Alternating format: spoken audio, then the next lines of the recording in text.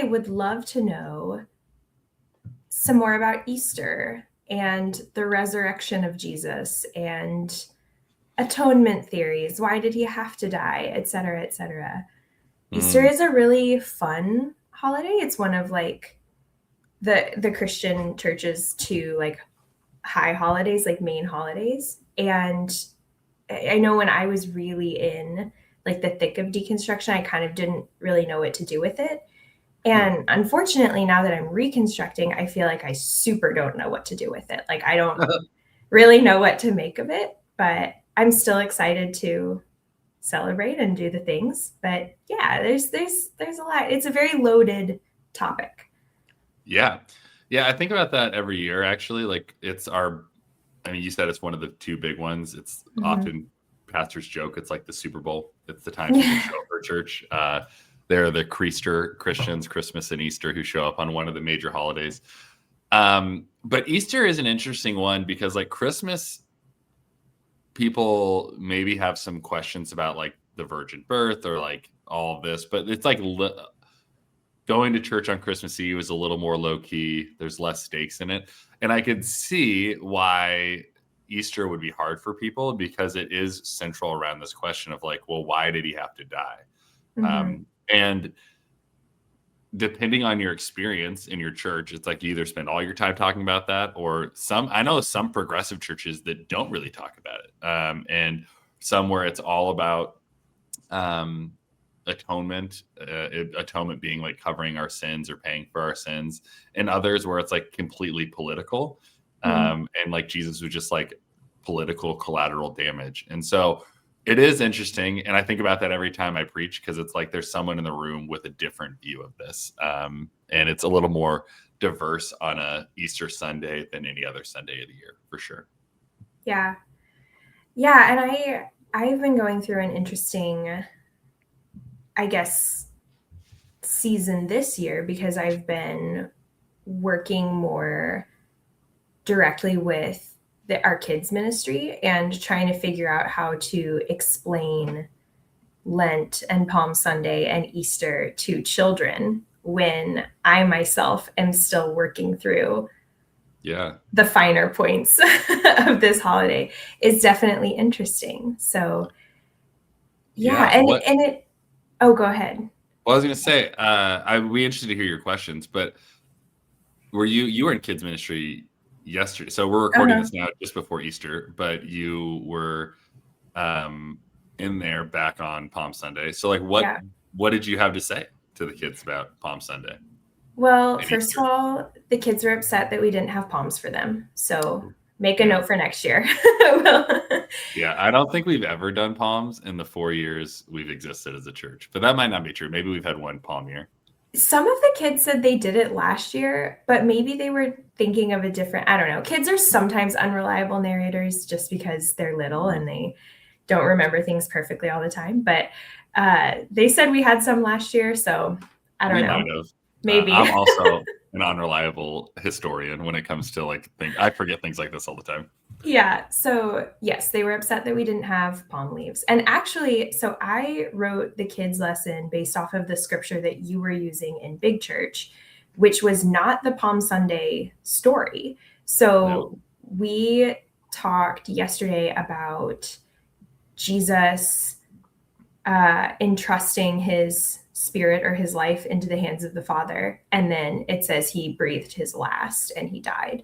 And so we talked about that. And with the kids, for the whole season of Lent, we had this theme of change. And Lent follows the changing of winter to spring.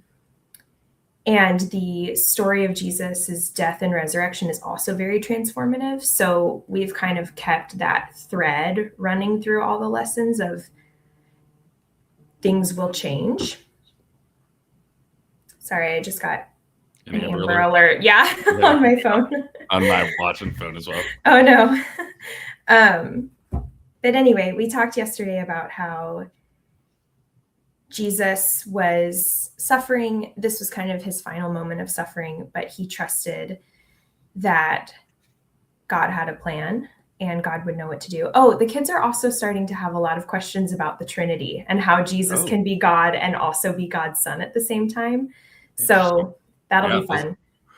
Those are great questions. I'm excited to dive into them. I will say this is a little bit of an aside, but I was thinking about like my religious upbringing, especially as it relates to Palm Sunday. Like we just never did any of those things. Like I never carried a palm into church, and I have none of those memories. And so it is funny to me. Like I don't dislike those like rites of passage or kind of markers of the season, but I find myself, because I didn't grow up super religious, like I forget a lot of these things because they're just like, if it feels like we've always done it just because it's something we've always done, if it doesn't have like a spiritual significance. And I've always been interested so I don't do it, but I've also been interested, and I don't know what your experience has been like, because you were in more evangelical churches, I think.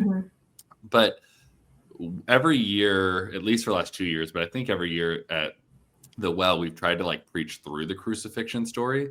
And most churches, I feel like, don't. Like they kind of like lead up to, they end at Palm Sunday, and then it's just kind of like you got to read the crucifixion story on your own, and then you celebrate the resurrection on Easter. And I've always found that peculiar, and I'm like, well, let's dive into like what he said and what he was feeling and all the lead up and what was happening. But what was your experience like in that, like hearing the Easter story through the season of Lent and up into Easter and through Easter? Yeah. I don't necessarily have super strong memories of the crucifixion being like preached from the pulpit, but it definitely had a really significant impact on me as a child. And I think that as adults, we maybe forget how jarring hearing about somebody being crucified can be for kids. It's violent, it's gory, it's really it was very upsetting to me as a kid. And I remember there was a Bible camp that I went to. So this wasn't during the Easter season, it was over the summer, but I went to a Bible camp where they had like a different guest preacher every week. And the week that we went, I'm not positive this man's denomination, I think it was Baptist, a lot of the preachers were for that camp. And we had like Cry Night. Do you know about Cry Night? Yeah. We have a whole episode on Cry Night back in the archives. So it was kind of Cry Night-y, and he really got into the crucifixion story, but it was in a way of like, Jesus went through this for you because this was what he had to do to save your soul. And so I felt a lot of guilt about Jesus's crucifixion because I felt like it was my fault.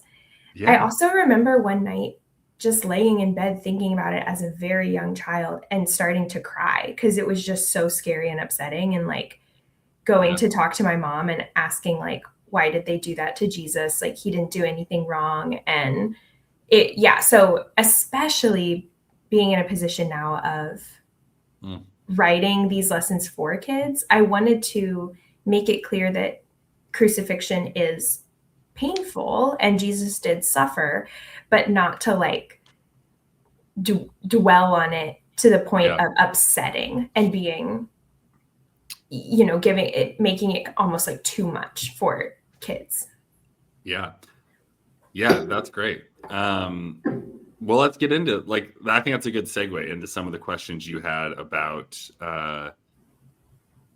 Easter atonement, all that. So like, what's on your mind? What do you want to talk about?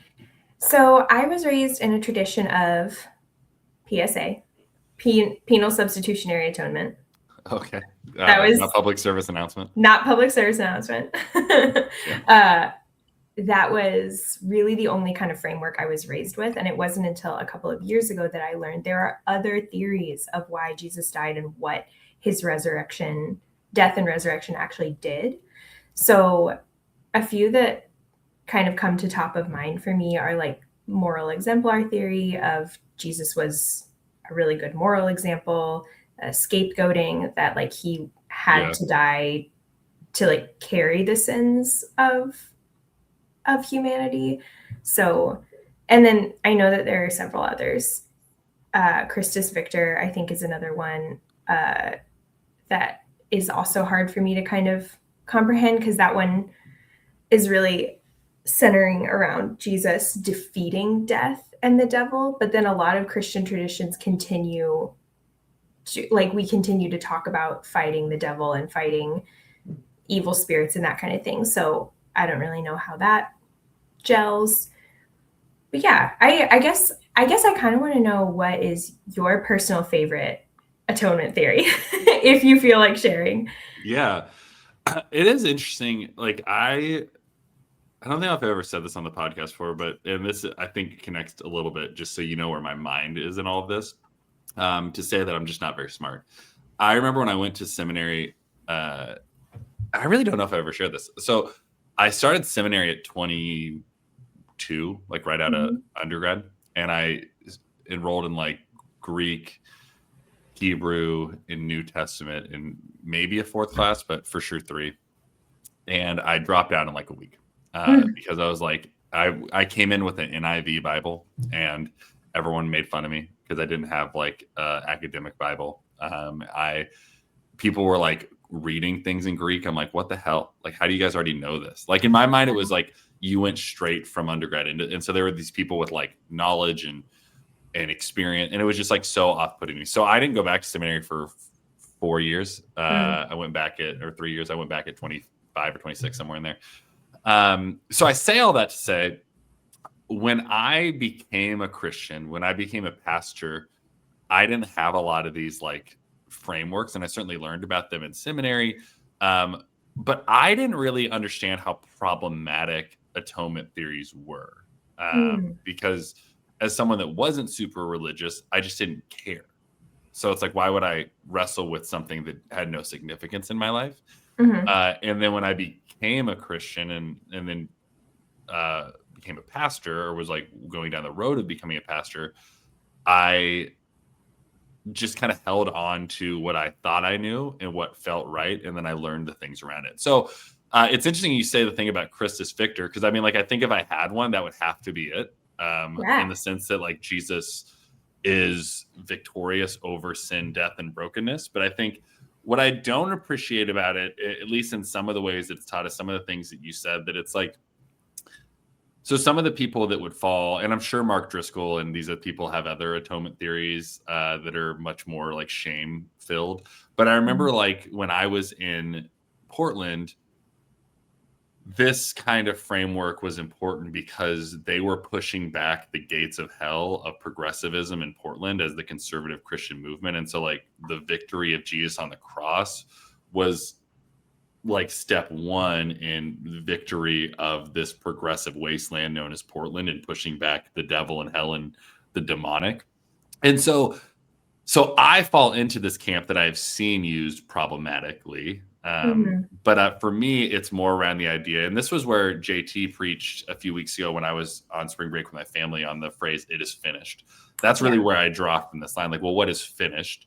And I see a couple of things being finished. Like, I think sin's stronghold on our life is finished, though I think sin and brokenness still exists in our world. Like, I see it in systemic racism and homophobia and misogyny and just the ways that we exist in the world. And so it certainly still exists. And I don't think any idea of what Jesus did on the cross says that sin doesn't exist anymore. But I think Jesus defeated that so that we don't have to be dominated by it anymore, though it still exists.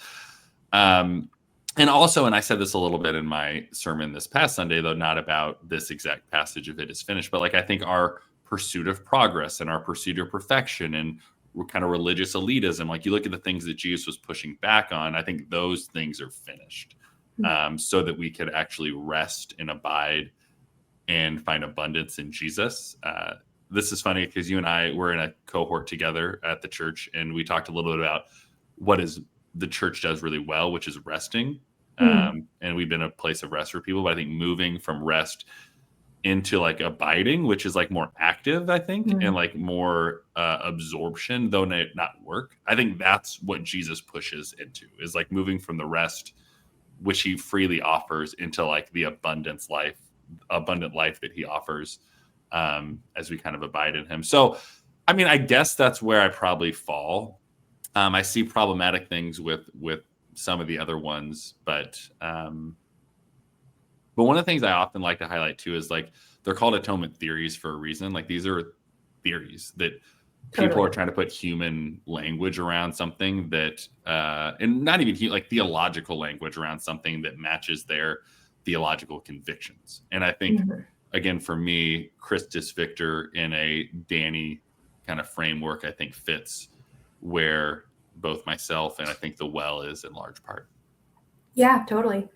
Yeah, that is a really important thing to note, is that, yes, these theories, ultimately, we're not probably going to know exactly why. And I think probably a large part of why religion even exists is to ask why. Why did Jesus die? Why do so many people follow him? And so these theories kind of give life to that. Yeah. A couple of things when you were talking made me kind of like, I think that during JT's message is what got me really, I was already thinking about atonement theories and that kind of thing because we're in the Easter season. But yeah, he talked about what does "it is finished" mean. Yeah. And I think that for me, throughout my deconstruction and now reconstruction, I have the same question. So when we say like "it is finished," or when we say Christ had victory, Christ defeated someone or something, why is it still here, I guess? Why doesn't that defeat feel whole and complete? And I think because I was raised Christian and Christianity hurt me in a really big way, and I had to deconstruct from that before eventually kind of finding my way back. When I hear people say, like, we have this abundant life in Jesus, I even have a hard time reconciling that idea, just because for me, the abundance in my life came when I stepped away. The abundance in my life came when I started thinking differently about Jesus than the Jesus that I was raised with. So I just wonder, like, it seemed like Jesus didn't come right back. You know, he's not here now. That was very upsetting to early Christians. Is this another Amber Alert? It was the same way. I hope they find that vehicle. Yes, I do too. That's the second time I got it. Not near either of us, so I really hope they can figure that out. But anyway, I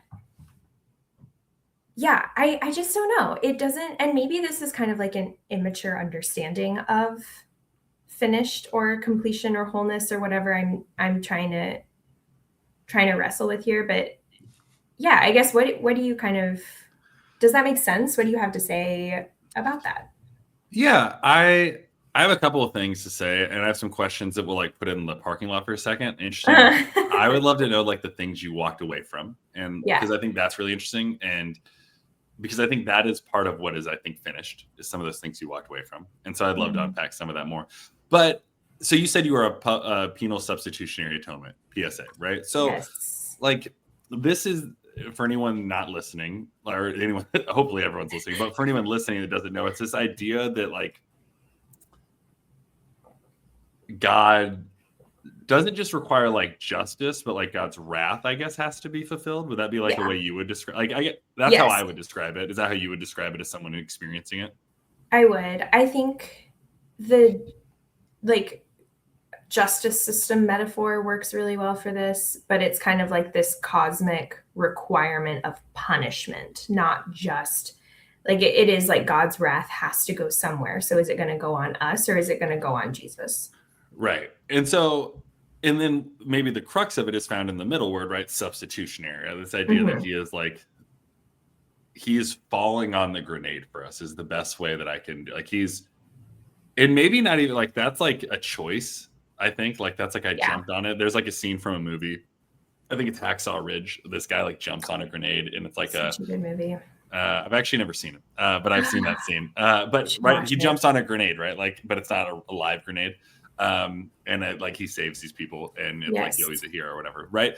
That was a choice. The way substitutionary atonement works is that it was like Jesus was subbed in off the bench. like a basketball player who never took off their warm-ups. You know what I mean? Like he's just like sitting there on the bench, like, all right, get in there, Jesus, and like take the sin. And so I can see why you have the tension and the friction you have with it being finished, because, and I'm putting words in your mouth because I'm just trying to assume here, but like if that's your framework, what you're looking at and feeling is like the main thrust of all of this is I sucked so bad in my sin, my like depravity, all of these things we've talked about in terms of Calvinism and in previous episodes, all of that was so high that Jesus had to fall on this grenade for me just to like make me a little bit more pleasant to look at. Because on the other side of this substitutionary atonement, penal substitutionary atonement model, isn't that we got any better, right? It's that we were just covered by Jesus for this. And so that's a long way of getting to like, I could see why you'd be like, well, nothing's finished because I didn't change. I didn't get any better. I still suck. I've always sucked. And I think part of what I find to be, going back to what we talked about at the beginning of like coming in and all the weirdness and friction and tension that comes with sitting in the seats or pews on Easter, is it's like, it's great to hear a message about a God that loves me or a different moment theory. Like, yeah, victory was won and Jesus did all these things and there's no shame in it. But what makes deconstruction complicated and messy is all of those things are so deeply tangled together that one new model or theory or really encouraging sermon does not do all the work of untangling. And I think that's what makes it really hard, and why I can imagine I can sit here and have very little friction around the victory because I don't have a lot of angling about my own shame. I'm not trying to say you necessarily do, but people that have more of this PSA type background or Calvinistic background or shame lens, it's a lot harder because there's just more stuff to unwind. Yeah. Yeah. And I think you really kind of nailed it. It is this like veneer of Jesus over the mess of humanity, I suppose. But yeah, the mess of humanity isn't fixed. It's like, if this is a kind of crazy metaphor, but like just stay with me on this. It's like if God, the Father, can only abide the sight of like red cars, only red cars, cannot have any other color car, and you are a gray car. And so Jesus, in his death, spray painted you, the gray car, red. And so it's still like, oh, great, you like patched over, like you made it. Yeah. It's like now you're just good enough to like stand in the sight of the Father or whatever. But it's always this veneer. Like it doesn't feel like, and there is that, I think that's what kind of feeds into the constant fear of like, am I good enough? Because in that framework, I think if you follow the logic all the way through, in my mind, God doesn't really love you. He never did. What he loves is Jesus. And if Jesus is standing in front of you, then he can stand at the side of you. And so that's why you can see how believing that in your heart can lead to some really serious self-esteem issues, which is certainly what I experienced. So then when people talk about Jesus giving abundant life, and that's the framework I'm coming from, I'm kind of like, that life was actually not super abundant for me. It was pretty suffocating. But yeah, and then I also wrestle with, I know a lot of people still that this theory is their whole, like this is the crux of their faith, that they are irredeemable apart from Jesus. And that does give them a lot of joy, which I don't get, but I see it happen for other people. And I'm like, I mean, okay, I guess, like, I don't know. I don't understand that for you, but you seem really happy believing that you're awful. So like pop off, I guess. Like, I don't know, you know? Yeah. Yeah. It makes me, I have a really good analogy that I'll share sometime about this veneer thing that I think Yeah. it just popped in my mind. But but I don't need to share it now. But it Okay. is interesting to me, like, what is what does abundant life mean to you? Like, what does good news mean to you personally? Because it's like, I think that is, to your statement that you said a second ago, like, I don't understand why these people think this, but like, pop off and do you. It's like, I'm with you. Like, I don't Yeah. know. That's hard for me. Like, I mean, sitting across from Allie Beth Stuckey, debating her, and her saying to me that she thinks she can't be a pastor and that For she sure. has less value than me. I'm like, I just don't get how you ascribe to this and find joy in it.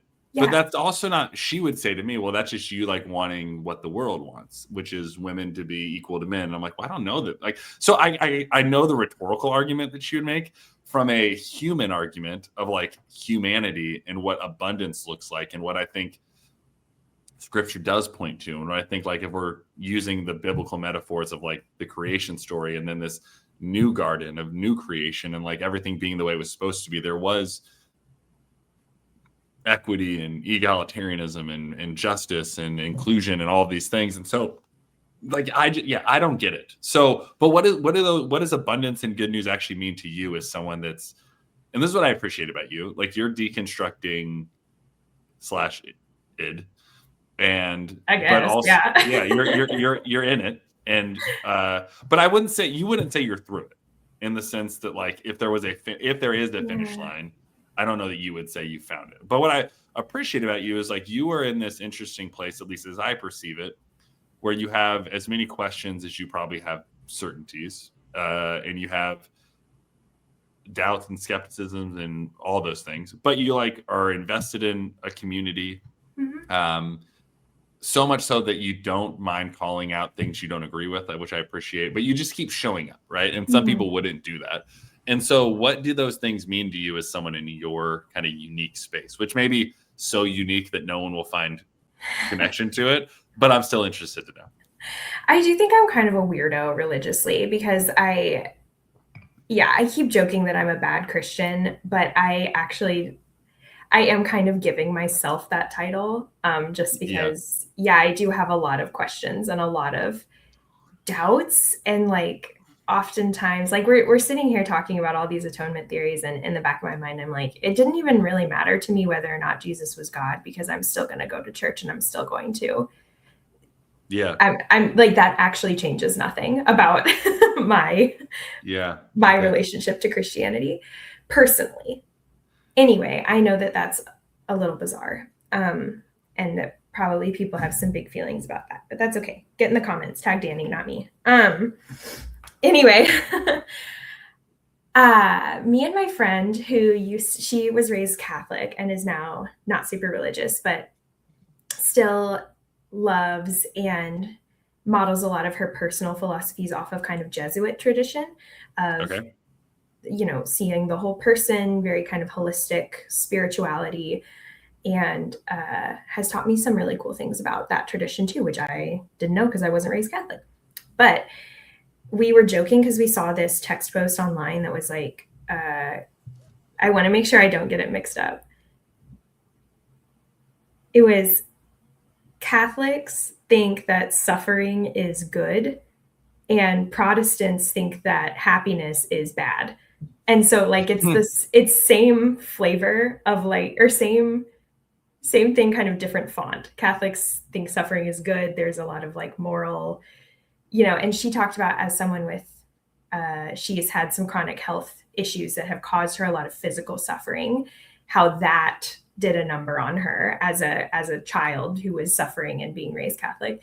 And I talked about coming from the Protestant tradition of, yeah, like joy and happiness and in true, like, kind of human enjoyment of things is often seen as a bad thing, or unless you're totally submitting it to the Lord and kind of like, but yeah, this just kind of like human earthly pleasure is really kind of demonized. Yeah.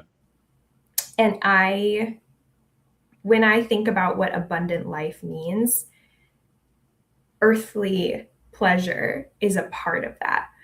like feeling happy and fulfilled and comfortable and loved and affirmed in who you are is a part of abundant life. It's not just suffering, suffering, striving, striving, working, working, working for the glory of, God or whoever.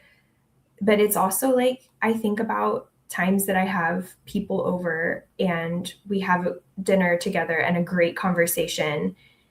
And there's always this moment, because I'm a big sap, is that I look around and I'm like, this is heaven. Like, this is heaven right now happening. I don't have to wait. I'm in it.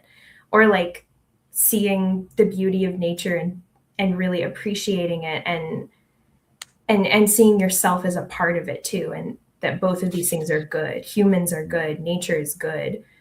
That's beautiful. Like, that is abundance. And so I feel like seeking that, not in a hedonistic way or not in a way that ignores suffering, because suffering is going to happen in life. But like seeking that abundance, that feeling of like, oh, this is heaven right now. That to me is like what that means. And when I was an evangelical, I wasn't allowed to seek earthly abundance, earthly pleasure. It was always in the afterlife. And so, yeah, I think that once I kind of walked away from that and thought, actually, happiness is good and I can be happy on earth. And that's not selfish. That's not a sin. That's not whatever. That is when my life started to feel more abundant, because I could actually find pleasure in things that are pleasurable. Yeah. Well, that's the most woke nonsense I've ever heard. Yeah. Well, no, I'm like, we've talked about this a little bit before. Like, I think you and I have, but I know I've spoke about it in other spaces as well. But it's part of what I think to be a flaw in Christian theology, and something I think Jesus wouldn't have put on, is this kind of escapism, or this not here and not yet. This idea that the goodness is down the road, or heaven is down the road. And Jesus did talk a lot about creating heaven on earth. And what a pastor friend of mine used to refer to them as like thinly veiled moments, where it's like the veil between heaven and earth is like just a thin veil between here and there. And it's like, we can reveal that now. We don't have to wait for it. And I think that is some of the best news, right? Like, that is what makes the good news, where it's not something that I'm just like beating myself up for 80 years to then get the eternal reward. And I think that's where, again, going back to atonement theories, like the atonement theory in many ways is a framework.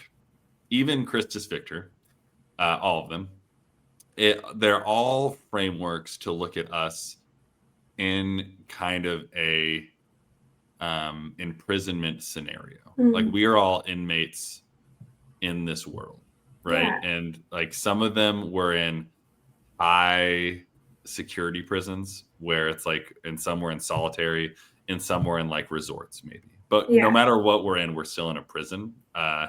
And Jesus is like the warden that is making the decision about how we're getting out. And like, it can be as like, I always want to make like movie reference. I was gonna make a Shawshank Redemption movie, but I'm not. I've not seen that movie either, so I can't make movie references. Wait, what? I know, you haven't seen any movies. I've seen no movies. I need to see more movies. But does that make sense? Like, and I think that's part of like what I think the issue, and I get it, because it's like, I think that sin exists, but I don't think we are slaves to or imprisoned to sin. Yeah. I think sin, and we just had a baptism this last Sunday, and in that we ask questions. We have these baptismal vows that we make, and like that sin and brokenness exist, from the cosmic to the communal, or the big to the small, and we get to reject that. So that means it doesn't have power over us. We also don't just get to reject it, but we get to put the broken pieces back together with Jesus and with our neighbors. And so that means it also doesn't like imprison us or have power over us. But I think a lot of these substitutionary frameworks and theories are ones that put us in prison. And it's like, we're riding out a 25 to life, and we're just waiting to die to then go into life outside of prison. And like the only way out of it is death. Yeah. Yeah. Yes. I think that prison analogy works really well, but it's a prison that we were like born into. Like there is that original sin piece is like you didn't actually, there wasn't a choice that you ever made to that landed you in prison. You were born in this prison and you cannot get out except through Jesus. Yeah, I think it's why Christians are so good at systemic oppression, because like that's what Yeah. like the idea of it is, right? And the best we can hope for is like probation, but still like we are then in this system that draws us back in. And then like the best again, I think about this through like systemic oppression of like people of color and of women. And it's like you're just like you could push back as much as you want against the system. And the system is designed, like the prison system is designed to disproportionately affect certain groups of people, specifically people of color. And so you look at that and you're like, well, I don't want to be a part of this, but it's like impacted. And that's in many ways, like I think how the theology of sin works is like we might have a desire to break from it, but like the systemic pressure is so heavy that until we like change society, that the system is still going to have its teeth in. And it's not necessarily anything other than the system getting what the system was designed to do. Like you're getting the outcomes and the desires of the system. Yeah.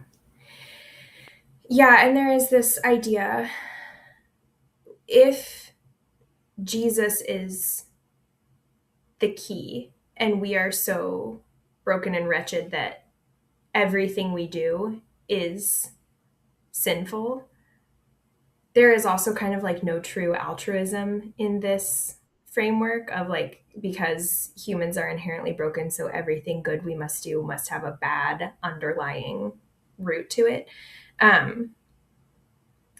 That bringing heaven here is like not possible in this framework. Like heaven doesn't exist on earth. Earth sucks. And so it is just like a wait until the end. Like you just kind of wait it out and you go around to other people and you say, man, you know how everything sucks so bad? Well, if you pray this prayer, then just you wait. Once you die, there will be something better, you know? But I just like, I think going back to the abundance of life thing, like that's not very abundant if we're just waiting to die.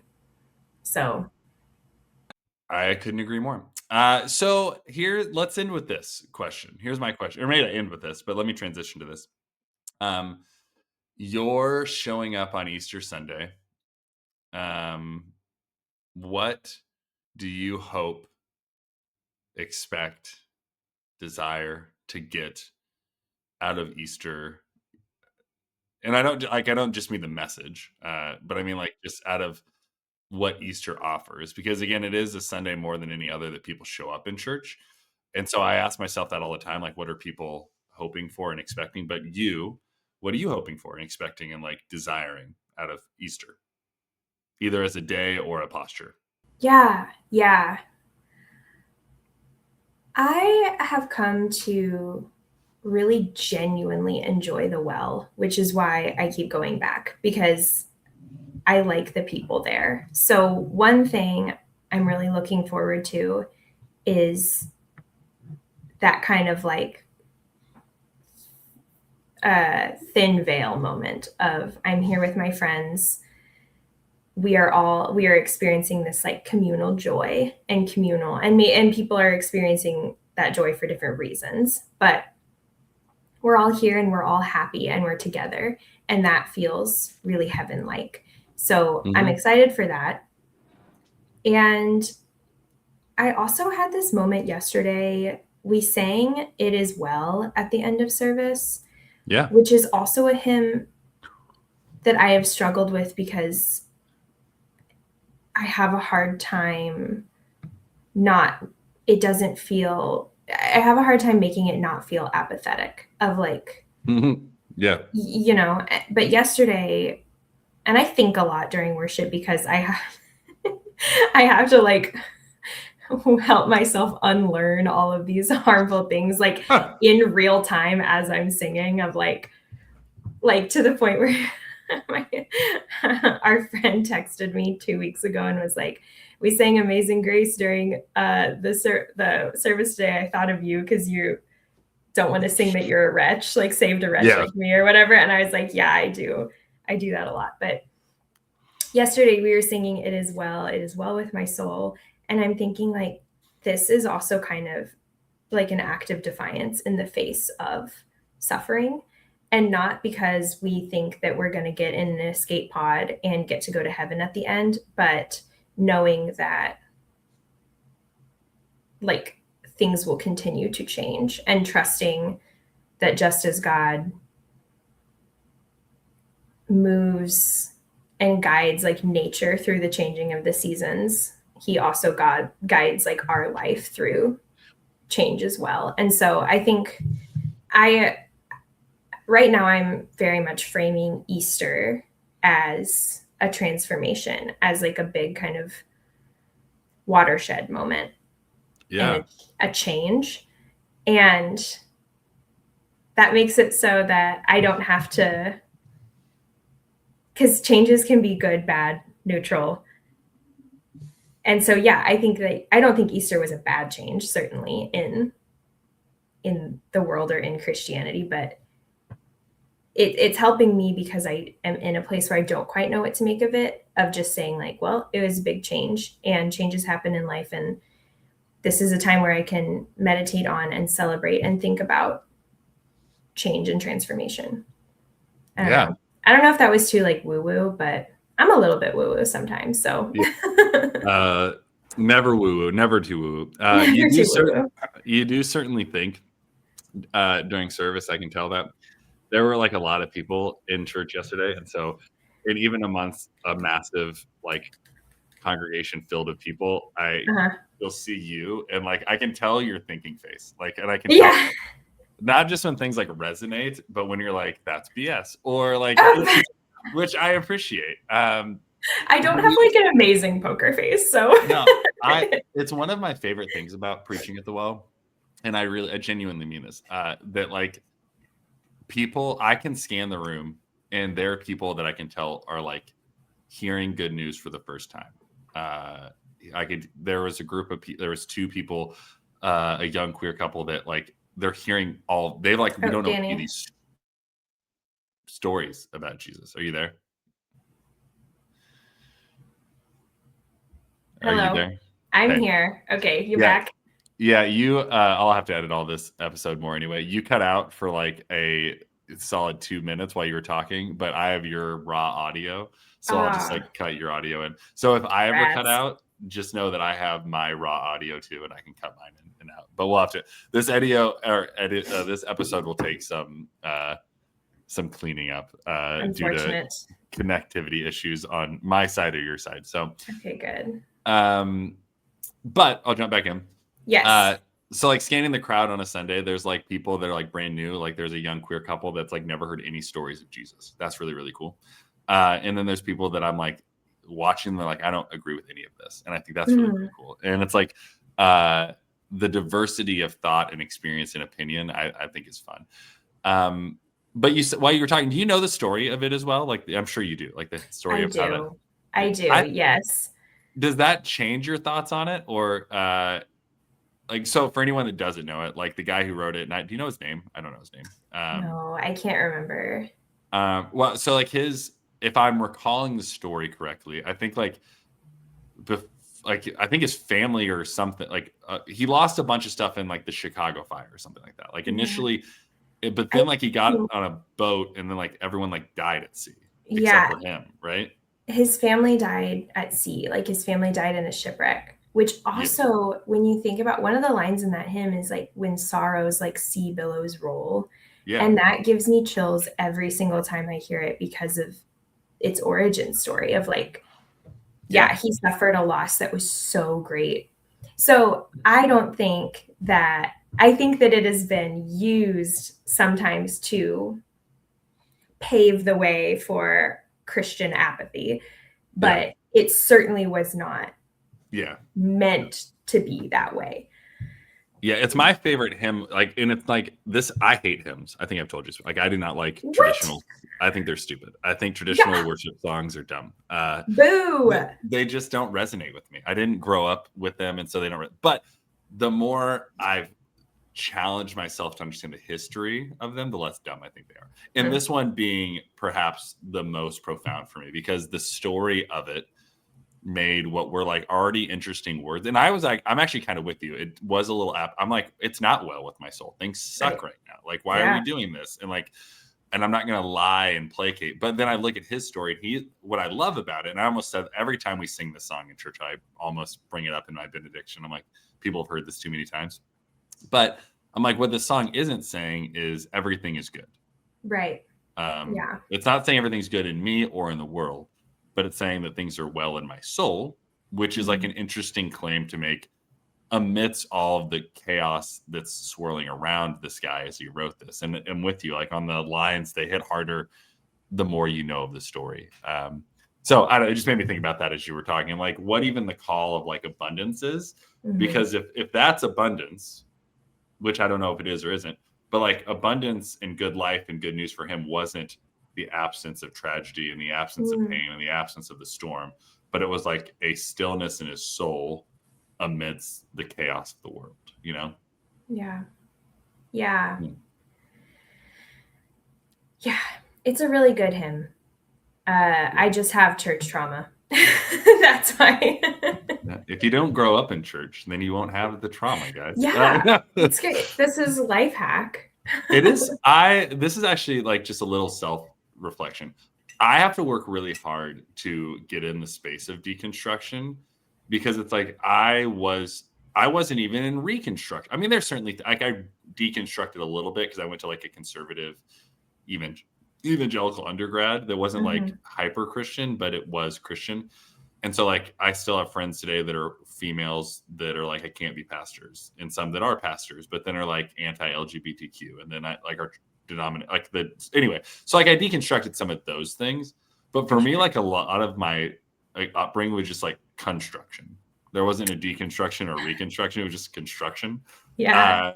And so like sometimes I have to work hard to put on the empathetic lens to be like, this is what people are going through, because I just had the luxury of building. And so like when people have no religious experience, like this couple I was mentioning come to church, I'm like, you're in the greatest space of all time, especially as a young queer couple, because like you don't have to untangle any of this shit. Like you just get to like build on who Jesus is and why he matters.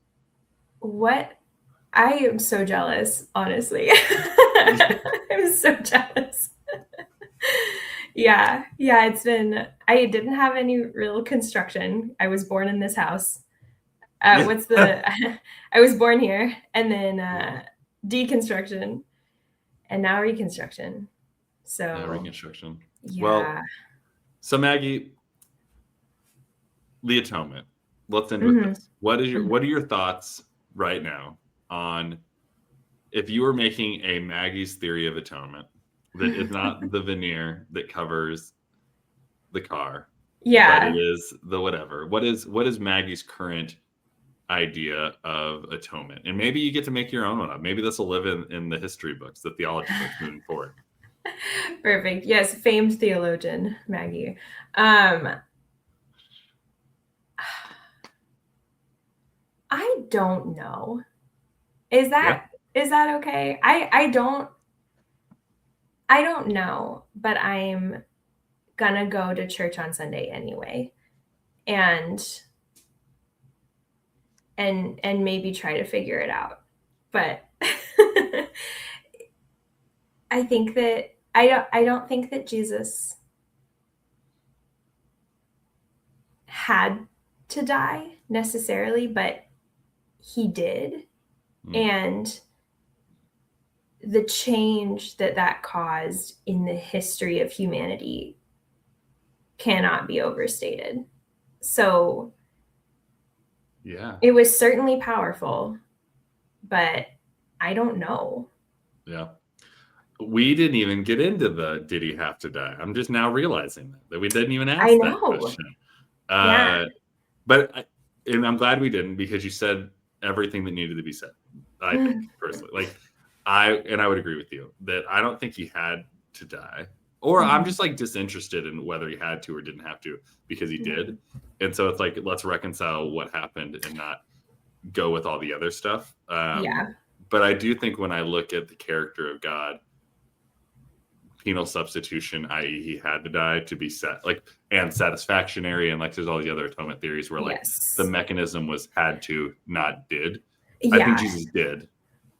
I think the had to is something we have since written onto the story. Yeah. Yeah, well, and I think because I just said I don't know, and that's not comfortable. Like, I don't feel great about not knowing that. And it certainly makes conversations with friends and family about why I go to church and why I do stuff like this more difficult. Because, like, I don't know. I don't know. Do any of us really know? I don't think so. I think a lot of people walk around acting like they do, but they don't. They don't. When I first became a Christian, and because I really did think it was all BS. And then when I was like becoming a pastor, I did think, and I've not found this room yet, but I thought that eventually they would pull me into a room and be like, all right, this is all BS. And like we've been like pulling the wool over people's eyes. That was truly, I was like, just for, I would say a good 10 years, I was waiting for someone to tell me that it was fake, even as I was like investing in it. And I was like, at some point I'm going to reach the threshold of knowledge where they're going to finally tell me this was a lie. And eventually, like, I grew confident, and my thoughts changed, and I feel like my heart was strangely warmed, to use John Wesley terms. But there was a substantial season where I was like waiting for it, like Scientology, to like get to the level where they're like, okay, now we can tell you the real truth. And it hasn't happened yet. So, but other than the truth is the things that I think I know. Yeah. All right. Well, I definitely feel like we totally cleared up Easter, and people who are deconstructing are going to like, are like, great, they nailed it. I don't have any more questions. Just be like Maggie and say you don't know. But I think that's maybe the best advice we can give. Just say you don't know, and you don't have to know. No, you don't have to know. No one really knows. That's the thing. So. Yeah. Well, I guess we'll record another episode in a little bit. Okay. Yeah. Sounds good.